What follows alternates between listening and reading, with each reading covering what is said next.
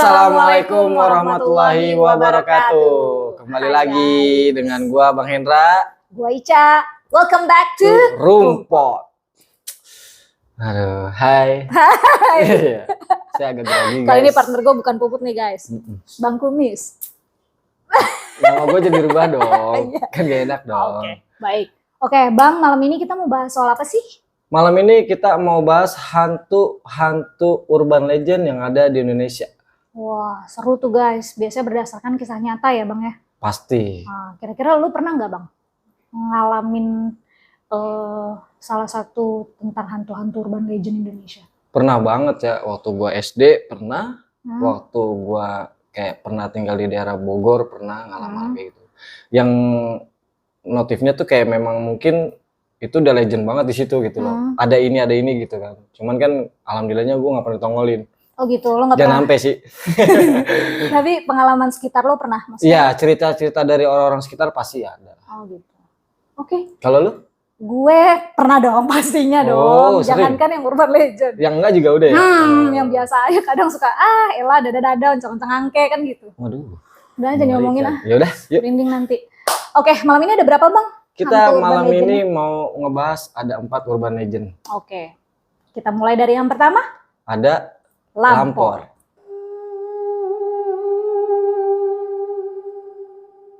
Oke, Cak. Yang pertama gue mau ngebahas Lampor. Oke. Lampor ini adalah sebuah urban legend, Cak. Yang digambarkan penampakan keranda. Keranda yang buat bawa mayat? Jenazah? Ya iya dong, kan keranda, namanya juga keranda. Ya, keranda ini sering kejadian di malam hari, Cak, ternyata. Ngapain tuh dia? Ya dia terbang. Oke. Kalau dia ngesot kan nggak mungkin. Jangan dong. Iya. Keranda ngesot. Iya bener. Keranda ngesot.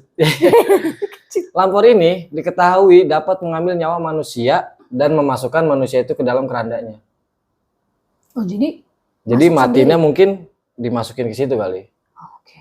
Jadi biar rebah lah nemenin. Agak ngeri juga ya. Iya. Berdasarkan cerita masyarakat, apabila ada warga yang keluar di malam hari, ia bisa hilang di bawah Lampor dan nggak bisa balik lagi. Innalillahi. Pernah Bang? Mau Bang? Ya jangan dong. Oh jangan. Kayak mengerikan juga ya. Iya kan? Serem dong.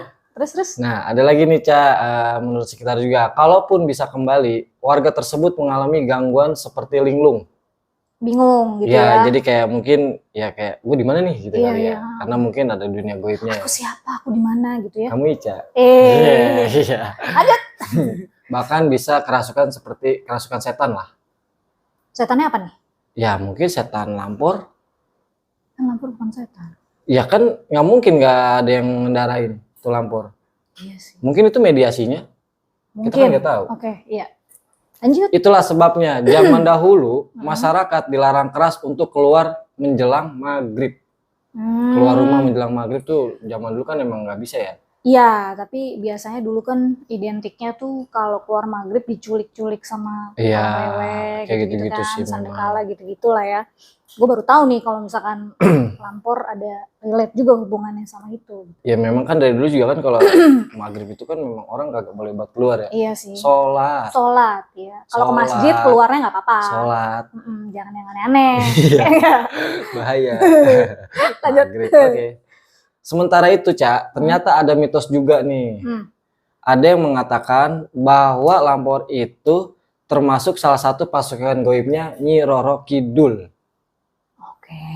Keranda tersebut diterbangkan oleh angin dari Laut Selatan hingga akhirnya terbang melewati daerah-daerah tertentu. Oh gitu, berarti si Lampor ini memang kalau terbang nggak di sembarang tempat ya, memang kayak udah ada jalurnya gitu ya? Nah mungkin karena mungkin angin kan, tadi kan bahasanya angin. Iya. Nah kemunculan Lampor ini ditandai dengan datangnya angin kencang yang berasal dari arah Laut Selatan. Masuk, karena selatan kan. Iya. Si Inyi kan selatan. Iya benar. Saat angin kencang, maka masyarakat ngebunyiin kentongan dengan menimbulkan suara gaduh. Oke, biar berisik gitu ya. Iya, biar berisik banget. Tujuannya apa? Tujuannya agar Lampor melewati wilayah tersebut yang bisa menyebabkan pagebluk atau wadah penyakit hingga kematian. Mereka yang didatangi Lampor saat tertidur akan dicekik sampai tewas. Ih, serem banget Bang. Dan dibawa menggunakan keranda. Yang nyekek siapa ya? Ya, itulah namanya juga medianya kan keranda. Untung kita tinggal di daerah sini ya, nggak daerah-daerah deket arah-arah sono ya. Bisa jadi, Enggak lah. kan namanya gituan kan bisa aja, Cak. Ya kan nggak kemari-mari lah, jauh kan tadi dia udah ada jalurnya. Udah ada Selatan. arahnya, iya. Sini selatan mana? Yang gue tahu di sini. Ini selatan udah. Oke, dilanjut ya, Cak. Iya. Namun Lampor juga dipercaya memiliki kelemahan, Cak. Apa tuh? Selain dia kuat, pasti semua gitu-gitu ada kelemahannya ya. Iya benar. Tidak bisa jongkok. Sehingga korban yang sering datangi Lampor adalah mereka yang tidur di atas kasur. Oh, oke. Berarti posisinya memang harus disesuaikan sama posisi dalam keranda gitu kali ya. Bukan, kalau gue lihat dari cerita ini kayak zaman dulu kan orang jarang punya kasur ya. Tidurnya biasanya tikar Lebih di gitu tikar kan. doang kan ya. Nah, itu mungkin masuk. Kalau sekarang kan spring bed, main tinggi-tinggian kan. Oleh karena itu, untuk menghindari Lampor umumnya masyarakat memilih tidur di lantai. Tuh, bener kan? Iya. Tuh, berarti justru kalau tidur di lantai malah Aman dari yang setahu gue, aman dari dunia-dunia goib-goiban gitu, terus sama santet gitu ya katanya ya. Iya, benar. Katanya kan kata orang dulu kayak gitu kan. Iya, katanya gitu. Kalau Mitosnya tidur gitu. karena dekat bumi kan. Bener, tanah. Tanah ya. Poinnya di situ Tanah tanah. kan bumi juga ya. Iya. Iya, oke. Baik, lanjut. Nah, ada lagi nih, Ca, ternyata kisah nyata Lampor berawal dari tahun 1960-an di wilayah Jawa Timur dan di Jawa Tengah. Mulanya, mitos Lampor bertepatan dengan munculnya wabah penyakit yang menyebabkan banyak orang meninggal dalam tidurnya. Oh, gitu. Berarti emang smooth banget ya, maksudnya dia sakit, terus dia nggak bisa ngapa-ngapain, wabah di kasur aja gitu. Terus tahu-tahu meninggal, terus digotong gitu aja terbang. Kayak wabah kemarin kan sempat banyak yang meninggal juga kan. Wabah yang mana nih? Tuh, cor. Oh iya, tapi kan enggak kayak gini tragis iyalah, ya. Ini kan khususnya di Jawa Tengah sama Jawa Barat. Iya, ini serem banget ini mah sampai diangkut-angkut keranda lah. Jawa Timur sama Jawa Tengah kan ini? Iya, lu barat lagi lu. lu. Iya, salah gua. Daerah gua dong. Oh iya. Oke. Karena kehadiran Lampor nih, Ca, identik dengan petaka wabah penyakit. Kemudian timbul istilah pagebluk Lampor. Pagebluk Lampor. Oke. Oke, masih kita cari pagebluk. Iya. Nah, ini nih, wujud hantu Lampor digambarkan berbeda-beda berdasarkan masing-masing wilayah di Pulau Jawa. Oh gitu. Iya. Berarti dia macam-macam, nggak cuma satu macam ya. Berarti kan nggak cuma keranda dong. Keranda mediasinya doang kan? Atau medianya kendaraan. ya? Kendaraannya dia ya. Di Malang, Lampor dikatakan berasal dari kabut yang membentuk sosok tinggi besar dan mata merah. Itu untuk di Malang. Kabut besar. Sosok tinggi. Tinggi besar kayak kabut, matanya merah. Iya. Kabut putih berarti atau hitam? Kayaknya sih kabut putih deh ini. Oke. Kalau kabut mah putih, Cak. Di puncak kabut putih. Iya sih. Nggak ada hitam. Enggak kan kalau hitam kayak genderuwo. Iya, jangan disebut dong. Iya, sementara nih, Cak, di Jawa Timur Lampor dipercaya berwujud setan atau pocong. Gue lanjut. Sedangkan di Cirebon, Lampor disebut berwujud wewe gombel. Oh, jadi dia nih tiap daerah emang beda-beda ya, Bang ya? Beda-beda gitu. Kalau di Cirebon kan ada 3 tipe nih, Cak. Ada yang disebut wewe gombel, sandakala, dan bengaok. Bengaok. Wewe gombel, sandakala gue tahu, bengaok gue nggak tahu. Gue juga nggak tahu. Gue pernah lihat, maksudnya sandakala sama wewe gombel gue pernah lihat wujudnya. Kayak gaok kali. Bengaok. Gaok kalau. Gaok nggak? Burung. Gagak. Oh. Ada pula kepercayaan yang mengatakan bahwa Lampor berbentuk seperti bola arwah atau muncul sebagai rombongan prajurit Jawa zaman dahulu. Pernah lihat nggak lo Bang bola arwah? Belum pernah, tapi kalau bola api gue pernah. Kalau bola api itu jatuhnya ya mungkin bukan arwah, setahu gue dia tuh kayak jin, iblis. Memang buatan. Bukan buatan apa ya? Jelasin ya. Tapi bentuknya kayak bola api di sirkus Mirip, tapi kalau bola arwah tuh kayak ada asap kayak gitu. Cuma nggak berwarna merah kayak api gitu. Oh, nggak kayak di sirkus. Enggak, yang gue tahu kan bola api sirkus ya. Iya, enggak jadi bulat gitu. Terus api gitu kan. Enggak.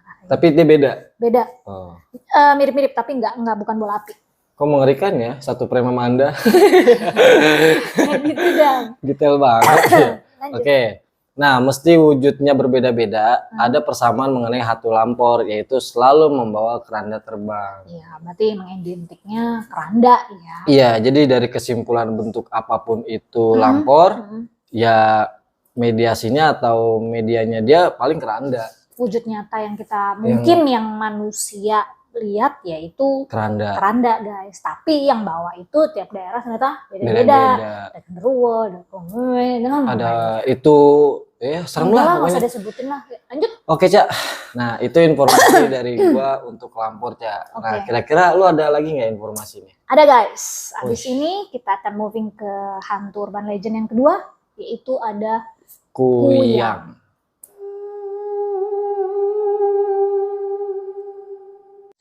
Jadi Kuyang ini tuh merupakan legenda hantu berasal dari Pulau Borneo, guys. Oh, jauh ya? Iya, jauh emang. Iya. Kalau deket jangan dong. Serem soalnya Kuyang tuh. Dia tuh mitosnya ya. Kuyang ini merupakan hantu berwujud wanita yang bisa melepas kepala dari bagian tubuhnya sendiri. Gimana ya?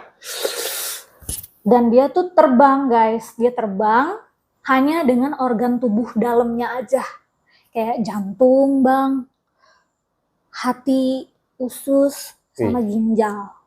Jadi tau gak lo, guys, kayak tengkorak-tengkorakan yang kalau kita lagi pelajaran IPA zaman dulu sekolah. Ya kan yang dipajang gitu. Kayak gitu, cuma ini pala, cuma rambutnya panjang. Tapi badannya gitu, isiannya doang gitu. Gue lanjut ya. Konon katanya nih guys, Kuyang ini hanya berkeliaran pada saat malam hari.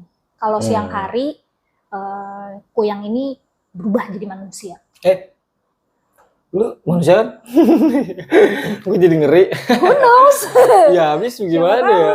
Kan? Ih, jangan sampai ya guys.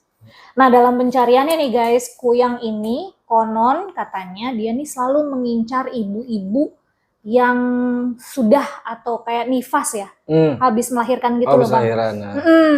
Karena Kuyang ini suka ngisep darah yang habis lahiran, bekas bekas lahiran atau bekas darah bayi baru keluar tuh kan, pasti kan ada ketubannya tuh kan dilapisi darah gitu ya. Nah itu Kuyang seneng banget ngincer yang kayak gitu. Oh, darah seger gitu ya? Prosesnya sama Kuyang itu dihisap. Ngeri banget ya. Mending gue. Selain Kuyang bisa berwujud sebagai manusia, Kuyang juga bisa berubah nih Bang, jadi seekor kucing atau burung. Ya, nah coba dicek deh tuh kucing tuh. Kucing di sini banyak.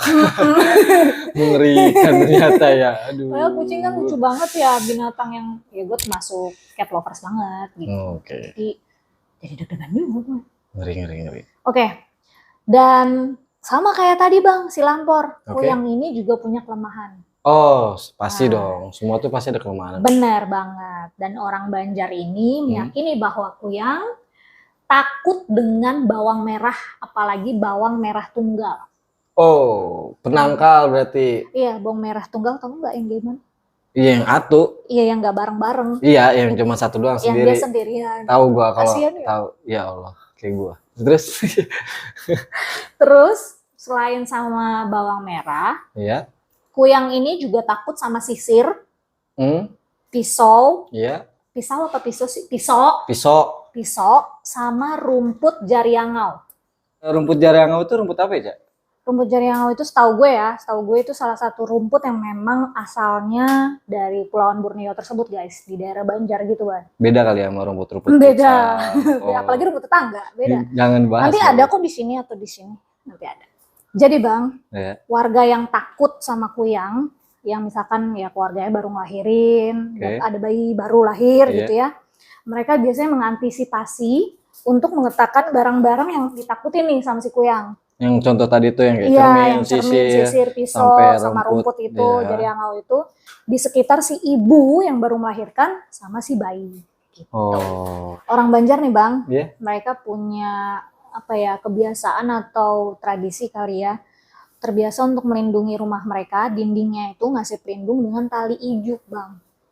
Tali ijuk? Mungkin sapu ijuk itu kali ya, maksudnya bahannya kayak sapu ijuk sama kali ya, bahannya dari kayu-kayu gitu sama. Kita nggak tahu sih kan, karena setiap daerah memiliki tradisi, spesialisasi dan keistimewaannya masing-masing ya guys. Jadi mereka ini mempercayai bahwa tali ijuk ini bang bisa ngejebak kuyang. Kalau misalkan si kuyang ini datang gitu. Dan membuat si kuyang ini tuh kesangkut guys. Jadi kayak perangkap jatuhnya. Oke. Gitu. Dan masyarakat Kalimantan guys, mereka ini punya minyak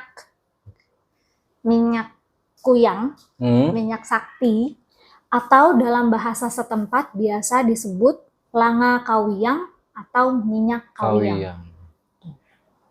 Jadi dia memang apa ya, punya penangkal sendiri untuk menjebak si kuyang ini. Apabila manusia terkena minyak kuyang ini, itu bisa merubah si manusia ini jadi kuyang bang. Jadi? Wah, gue harus minta. Coba lu berubah gak ya jadi kuyang? Berubah ganteng gue mah. Doain gue buat makin jelek. Itu kan untuk merubah manusia jadi kuyang ya bang? Oke. Kalau untuk mematikan, membunuh si kuyang ini, katanya untuk membunuh kuyang ini kita harus menemukan tubuh bagian bawah dari si kuyang itu. Oh, karena kan dia palanya doang tadi ya? Iya, ya mungkin kalau pala doang dicabut ininya masih ada ya dia bisa cari pala baru mungkin gitu kan. Mungkin. Nah, dan setelah mendapatkannya nih, benda-benda tajam yang ditakuti tadi sama kuyang itu bang, itu dimasukin ke dalam sambungan kepala si kuyang itu. Berarti di sini ya? Iya di sini kan? Dengan begitu guys, si kuyang ini bakal lemes dan gak akan bisa nyatu lagi dan otomatis kuyang ini akan mati. Mengerikan juga ya itu kuyang. Serem kan ya? Karena memang dia serem juga sih dari gambaran ceritanya. Gue pernah lihat sekali waktu di Bali. Ada kuyang? Iya. Gue lagi ngumpul-ngumpul sama teman-teman gue. Kuyang lewat? Iya, tapi dia posisinya nggak terbang rendah ya bang. Dia tinggi. Jadi sejajar sama genteng, sama atap gitu loh. Layangan kali, bukan kuyang itu mah. Salah, lu layangan koang kan ada jeroan. Ada kusur-kusur gitu. Enggak dong, layangan jeroan guys, bener-bener jeroan. Itu gue mau kabur tapi gue bingung itu apa gitu. Pada saat itu gue belum tahu itu kuyang. Oh, ya mungkin itu layangan koang. Kalau ini kan kuyang, itu layangan koang. Gimana gue tahu? Tahu gak sih? Nah itu guys tadi tentang kuyang. Selanjutnya nomor 3 ada apa bang? Wewe Gombel.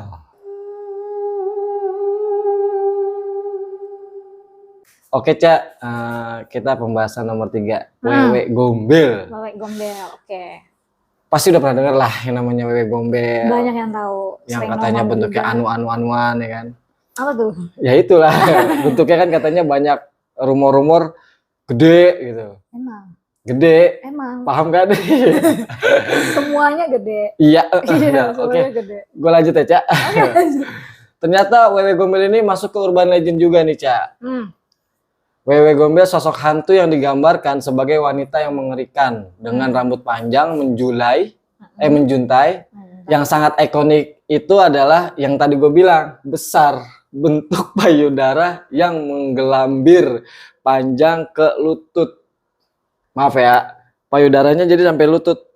Iya bang, gak apa-apa kan gue gak gitu bang. Oh enggak, maksudnya gue ngasih tahu ini kan wanita. Kalau lari tinggal gini loh.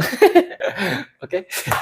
Salah satu cerita masyarakat yang mereka percaya yaitu hantu wewe gombel ini sebenarnya berasal dari bukit daerah Gombel yang dikenal angker karena menjadi tempat pembantaian zaman penjajahan kolonial. Aduh, daerah Gombel Semarang. Semarang dong dia. Gue kan bergelut di dunia kerjanya ya nih, di dunia golf kan ya. Terus gue kan tahu nih ada lapangan tertua di Semarang namanya lapangan Gombel.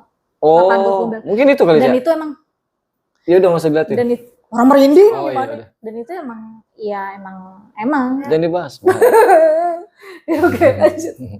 Beberapa orang percaya nih Cak bahwa daerah itu adalah merupakan kerajaan hantu.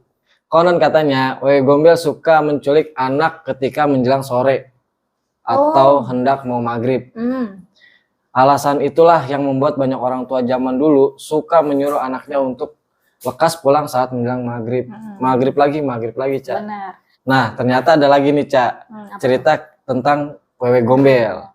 Jadi wewe gombel ini adalah roh perempuan yang meninggal karena bunuh diri dan arwahnya penasaran. Gitu. Tunggu, roh perempuan yang bunuh diri dan arwahnya penasaran. Oke, dia mengakhiri hidupnya setelah membunuh suaminya dan dikejar-kejar warga atas perbuatannya. Pembunuhan itu dia lakukan setelah memergoki suaminya selingkuh dengan perempuan lain. Wah, untung gue tidak melakukan hal yang sama guys ketika itu terjadi. Kalau gue melakukan ya? itu, gue bisa berubah jadi WW Gombel. Curhat. Jangan curhat dong. Tipis-tipis banget. Berlanjut tidak jadi curhat. Lanjut bang. Jadi menurut cerita nih Cak, si sang suami berselingkuh karena si perempuannya ini tidak bisa menghasilkan anak. Ia dibenci oleh suaminya lalu dikucilkan sampai menjadi gila dan gembel. Oh, maksudnya gombel tuh dari kata gembel kali bisa ya? jadi. Wewe tuh ya perempuan, awewe, cenah. Awewe gembel. Oke, baik. Setelah mati bunuh diri, kemudian dia menjadi wewe gombel. Langsung jadi wewe gombel.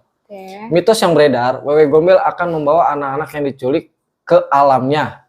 Karena ia menganggap anak itu tidak memiliki rumah. Iya, karena dia kesel, karena dia tuh mati ya gara-gara, maksudnya ini, permasalahan utama yang menyebabkan dia akhirnya depresi, dia gila, dan akhirnya dia bunuh diri mati, ya karena seorang anak kan gitu. Jadi kan dia habis bunuh suaminya. Iya, dia kan dituduh, ya dia kan bisa bunuh suaminya karena kan dia dituduh dia nggak bisa, suaminya benci sama dia karena dia nggak bisa ngasilin anak gitu kan.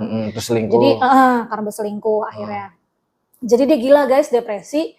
Terus ya dia jadi kayak ngerasa nih anak-anak nih semua nih, maksudnya ya dia pokoknya jadi nyalahin si anak-anak ini gitu loh. Oke, lanjut ya Cak.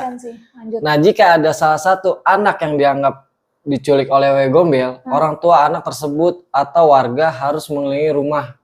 Mengelilingi? Iya, atau kampung sambil menabuh tampah. Jadi kalau anak hilang, warga itu keliling sambil nabuh-nabuh tampah gitu.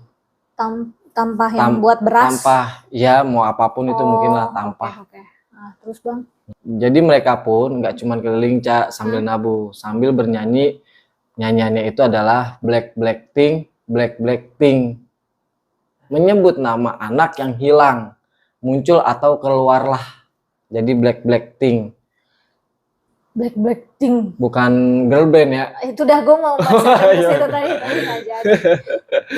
Itu Cak. Oke, dinyanyikan sambil keliling rumah atau kampung sebanyak 7 kali. Oke, jadi kalau misalkan ada yang hilang nih, wah Bang Hendra nih hilang gitu kan. Lah namanya taruh di mana Bang? Black Black Ting, Hendra gitu. Dia mungkin warga itu sebari ini lagi Cak. Sebari nabuk nampah, ya sebut namanya dia kali Hendra gitu. Oh gitu. Cuma 7 kali. Oh 7 kali. Sambil ngelilingin kampung itu ya? Iya. Balik tuh. Insya Allah. Insya Allah ya. Ya, bismillah aja lah. Yang penting ikhtiar. Itu tuh guys, kisah tentang wewe gombel. Memang sih itu mitos ya Bang. Maksudnya urban legend, tapi zaman dahulu sih memang bener sih. Maksudnya terbukti memang begitu Bang. Ada gitu loh yang diculik, ada yang hilang kayak gitu. Oh ada kok di kampung gue dulu. Kejadian hilang. Tahu-tahu ini yang di warung. Iya. Lagi makan. Soalnya pernah juga ngeliat kayak dia tuh kan, dan katanya payudaranya bikin ngondoy sampai ke lutut itu karena dia katanya nenenin anak-anak yang dia culik. Oh gitu. Katanya, gue nggak tahu juga benar apa enggak.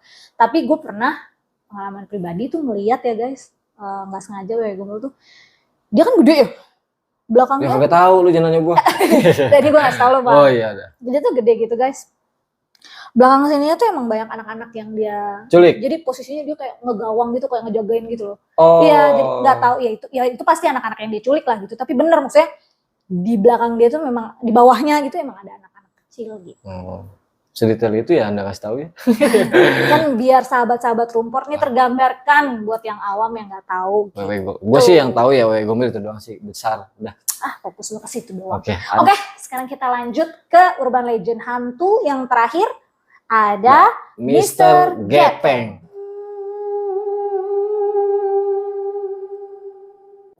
Oke, hantu Mr. Gepeng ini guys, hantu yang hantu yang viral, heboh, famous, terkenal pada saat tahun 90-an. Bener banget. Jadi anak-anak 90-an pasti tahu tentang si Mr. Gepeng ini. Enggak lah, gue tahun 2000. Muka lu nggak dukung Bang, sore. Dimana setiap anak sekolah nih selalu ditakut-takutin sama si Mr. Gepeng ini Bang. Oke. Dan katanya hantu ini adanya di sekolah tepatnya di toilet. Itu. Ada juga menurut cerita lain nih Bang. Jadi ternyata Mr. Gepeng ini banyak banget versinya. Ada yang bilang katanya di sekolah, ada yang bilang Mr. Gepeng ini seorang pengusaha, pengusaha kaya raya yang meninggal karena terjepit lift. Dan mayat si pengusaha ini jadi gepeng gitu. Karena lift ya? Iya, karena kan jepit lift gitu kan. Dan akhirnya menjadi hantu penasaran kayak gitu. Sehingga dia gentayangan di mana-mana. Ya mungkin dia masih ada urusan bisnis ya kan yang belum kelar, makanya dia jadi gentayangan-gentayangan. Masih gitu. Masuk. Nah, ada juga nih versi lainnya nih dari si Mr. Gepeng nih guys. Ada juga yang bilang kalau Mr. Gepeng ini adalah seorang OB atau office boy di di sebuah perusahaan lah ya. Yang meninggal di kamar mandi. Sehingga orang-orang ini sering menakut-nakuti bahwa hantu Mr. Gepeng ini tuh akan muncul di toilet atau kamar mandi. Iya. Dan target sasarannya itu pasti selalu anak kecil. Iya. Kayak gitu Bang. Bahkan ya Bang, Mr. Gepeng ini rumornya banyak orang yang percaya kalau si Mr. Gepeng ini bisa ditelepon. Wow. Ada nomor teleponnya guys. Ada. Kita mau coba. Ayo Bang. Berapa kali? Jadi Mr. Gepeng ini nomor teleponnya tuh 7 kali. Tuh agak. Udah nih ya? 7. Udah nih. Nah, telepon coba. Loudspeaker Bang. Din. Nomor yang Anda tekan salah atau belum lengkap. Mohon periksa kembali. Salah guys, jadi jangan percaya ya yang kayak gitu-gitu. Karena kenapa? Kenapa orang bisa mau dan akhirnya melakukan hal itu Bang? Kenapa? Tahu? Nggak tahu gue. Nggak tahu. Makanya gue kasih tahu. Karena banyak yang percaya kalau misalkan kita berhasil nelpon si Mr. Gepeng ini ke nomor tersebut, kita bisa dapat uang 1 koper Bang. Aduh, nggak berhasil lagi gue. Gimana dong? Nggak dapat dong kita. Salah kali nomornya. Bener. 7-7 kali katanya gitu. BU banget kan ya. Buat modal kawin ya. Oke, gue lanjut ya. Dan uniknya nih, si penelpon yang berhasil menelpon Mr. Gepeng tersebut, itu janjian untuk ngambil kopernya, uang kopernya itu pasti di toilet. Yang dijanjiin, yang memang udah dijanjiin sama si Mr. Gepeng tersebut. Oh, berarti semua serba di toilet? Iya, semua serba di toilet. Kayak dia tuh memang identik dengan toilet lah, si Mr. Gepeng ini. Tapi kalau menurut gue memang makhluk halus, makhluk goib itu memang seneng di toilet karena tempatnya lembab. Dan biasanya kan gelap. Makanya itu kenapa lampu toilet itu sebenarnya jangan pernah dimatiin guys. Karena itu ya alasannya? Iya, karena lembab kan. Kan kalau dinyalain panas bisa ngeringin. Oh iya benar. Gitu. Tapi ada syaratnya Bang. Apa tuh? Supaya si orang ini bisa dapetin uangnya ini, uang koper ini.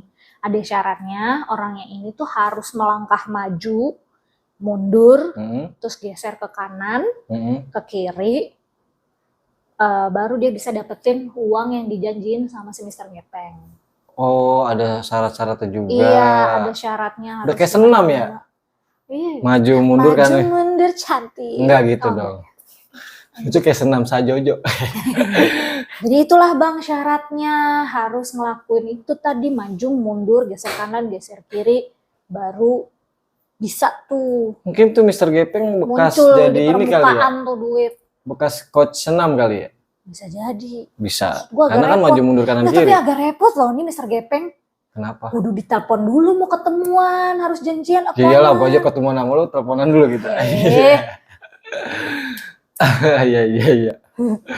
Oke guys, segitu sekian tentang Mr. Gepeng. Tapi untuk lu dengan urban legend yang kita sebutin tadi, pernah nggak kira-kira yang udah lu ya kayak Mr. Gepeng gua sempet lah waktu SD. Dari 4 urban legend ini gue pribadi ya, dari 4 urban legend, hantu urban legend ini yang pernah memang gue lihat gitu ya, maksudnya di wujudnya gue lihat itu cuma Kuyang, Wewe Gombel. Oh, Kuyang yang tadi lagi di Bali. Kuyang yang tadi di Bali. Iya, bukan tidak. Wewe Gombel. Kalau untuk Mr. Gepeng sama Lampor, gue belum amit-amit sih, gue belum pernah ketemu sih. Kalau Lampor jangan deh, karena Lampor kayaknya serem banget. Tapi kan Lampor tadi kan digotong-gotongnya kan sama ya itu ya Gombel lah, siapa lah Iya. tadi kan Banyak. beda-beda gitu. Ada Pocica juga gitu kan. Tapi ada sedikit info nih Cak sebenarnya. Kalau untuk di kita ini kan kuyang ya. Di Indonesia tuh kuyang. Nah kalau di negara Thailand, gue sempet baca juga, itu karuse namanya. Karuse. Iya, jadi sama, tapi kisahnya dia juga hampir sama. Cuman berbedanya adalah dia juga soal percintaan guys. Oke, ada hubungannya sama Nah, romantisme. jadi tadinya kan memang berbeda alam nih. Nah cuman si karuse ini atau kuyang kalau kita Indonesia, dia jatuh cinta sama manusia. Oh gitu. Si laki ini namanya Karahang. Oke. Itu yang gua tahu infonya ya. Nah akhirnya karena ketahuan sama si laki ini, si Karose ini cabut dari dunianya dan pergi ke dunia alam kita manusia. Berarti dari kuyang berubah jadi manusia. Manusia. Oh. Jadi memang palanya doang. Tapi dia lebih ke jantung doang sih. Kalau kita kan usus gitu-gitu ada ya. Jeroan-jeroan lah. Kalau dia enggak. Kalau dia cuman pala sama jantungnya aja. Cuma segitu doang? Iya. Dan cara mematikannya dia ya ditembak aja. Sama jantungnya diambil. Oh gitu tuh. Berarti dipisahin lah ya. Iya dipisahin. Sama sih yang tadi juga akhirnya dipisah gitu sih. Cuma ya banyak. Sama dia kalau dia bukan ngebunuh manusia. Lebih ke hewan. Oh ya nggak masalah sih. Iya enggak kan. Kalau di kita kan ada manusianya juga mungkin. Tapi dia suka nunjukin juga. Nunjukin. Warnanya merah. Jadi jantungnya itu kan bersinar. Jantung emang merah, Bang. Tapi bersinar. Jadi kalau dia lewat, itu bersinar kayak api. Oh, Nyalah, kayak nyala. silau gitu. Iya, ya. nyalah banget gitu. Dan memang pala doang. Oh, oke, rambutnya panjang juga. Rambutnya panjang. Oh, oke. Itu sih informasi yang gua tahu ya kalau untuk di negara luar ya. Seru tapi kalau diketemuin juga nggak mau. Ya, jangan dong, kan bahaya juga. Emang kenapa? Kita kan bukan siapa-siapa. Kayak mengerikan aja sih kalau gue. Iya sih, tapi enggak, maksudnya kalau dibanding kuyang yang di Thailand yang barusan Bang Hendra ceritain guys, itu kayak nggak terlalu membahayakan buat kita manusia gitu loh. Iya bisa. Karena kan dia emang ngincarnya kan hewan kan, Hewan. makanan dia gitu untuk bertahan hidup. Kalau kuyang kita kan Tapi ada bahayanya gini, Cak. Kalau kita minum atau jadi seandainya kan dia ngelewat cairannya, itu kita berubah jadi dia. gimana aja? Maksudnya cairan Iya jadi kalau lu diburu nih, apa sih itu namanya? kuyang, Iya karose. karosenya itu diburu. Kalau lu kena cairannya, itu lu berubah jadi dia atau bersentuhan sama dia. Oh gitulah, tapi tadi dia Sama suka cowok iya, tapi Dia efeknya jatuh mati cowoknya. Oh, jadi percuma dong dia jadi manusia tapi dia nggak bisa mendapatkan si cowok Iya. itu gitu ya. Tragis juga guys. Tragis. Nggak ada yang bagus, dua-duanya sama-sama nggak mau. Nggak bagus juga sih lah gitu-gitu.